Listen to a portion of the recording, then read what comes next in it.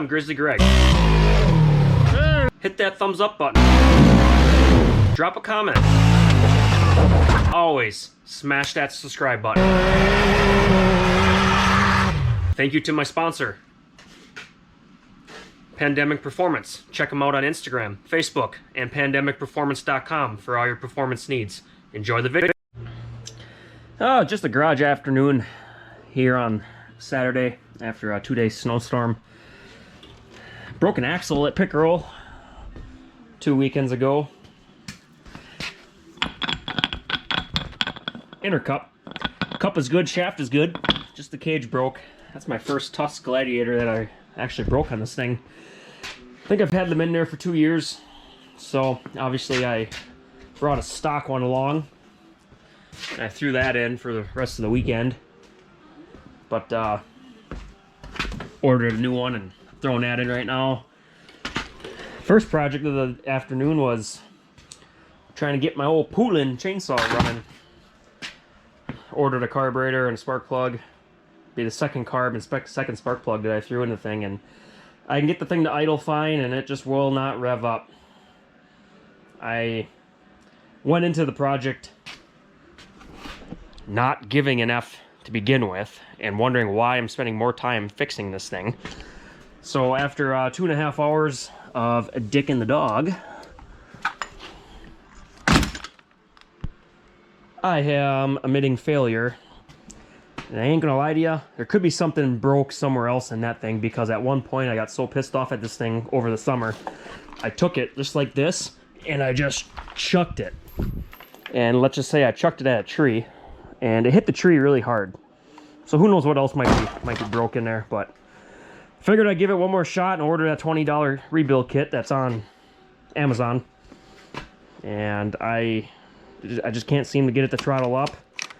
I tried both carburetors. I took the old one apart, made sure it was all clean, and I got fuel coming out of here, so it's saying too far choked. And the two settings right here, I got the little wrench to go in there and turn it to adjust everything, and I don't know. Gave up on it. Gave up on it. Screw it. Ain't worth the time anymore. Brand new, they're like 200 bucks. So, yeah, we're gonna get this axle in. On the brighter side, got a rip tomorrow happening. I'm going to an old quarry pit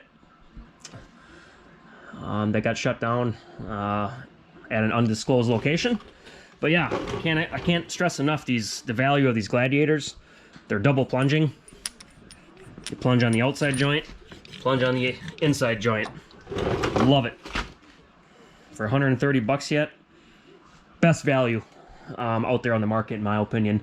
There's better axles out there, yes, of course, but you're paying $225 minimum for them. So, yeah, stay tuned. Oh, quick tip: if anybody ever wants to know how to keep your A-arm and your shock up out of the way while you throw an axle back in and take one out, see how it wedges right in there in the bottom of the coil?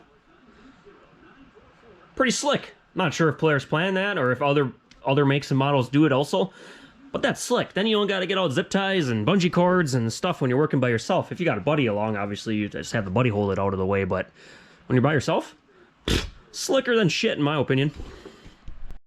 There, all in, once again, fits beautifully. Oh yeah, turns like a dream. Look at that. If anybody ever has, if you don't have an impact gun to tighten these nuts, what I do, which might be taboo to some people, take a pipe wrench, take your 1/2 inch drive breaker bar in your 27mm socket, stick the pipe wrench on the shaft.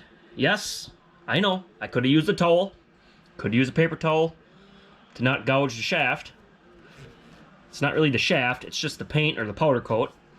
And I don't care, because tomorrow, when I'm bouncing this thing off of big ass rocks, the shaft's gonna get hit anyway. Okay, battle wounds. Battle wound. Battle wound. Battle wound.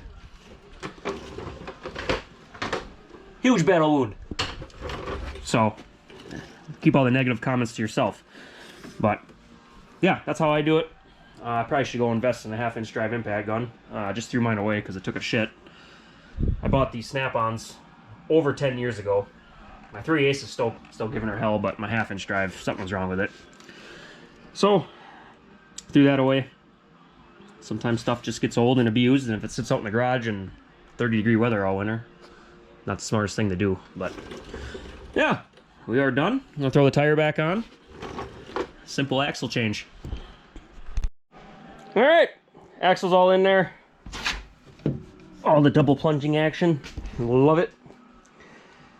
Yeah, let's see. First modification with the new 2022 Grizzly too. It's called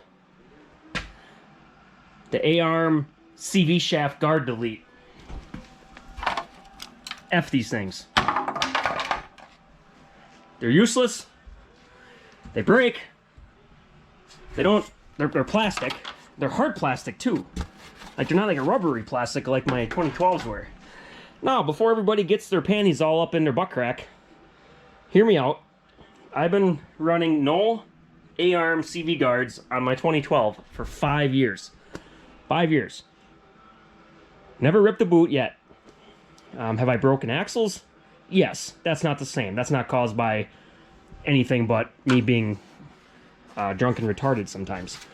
All these things do is pile up rocks, pile up mud, pile up sticks, little stubs of logs, and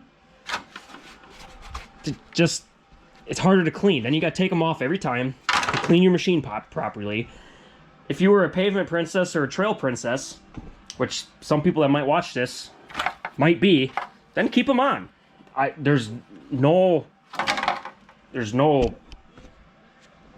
bad thing for keeping them on, really, I guess, other than what I just said. But they do protect your A-arms from rock chips. There's CV guards from a stick maybe going up there and ripping your boot. But in my opinion, and in my experience, I've had sticks get wedged in worse with these things on than not. Because you see a stick wedged in there with these on, you can't just go under here and rip it out. It's wedged in a different way where you can't even really get your hand in there to get a good grasp on it to pull it out. So, screw them. They're going on the shelf, and they're going to stay there. Probably forever. Unless anybody wants them. Come and get them. Because I don't want them. Keep them right there. They're going to stay right there. So, yep. It's my opinion. They're useless for how I ride and for what I'm going to put this thing through after I'm done with break-in. So, but yeah.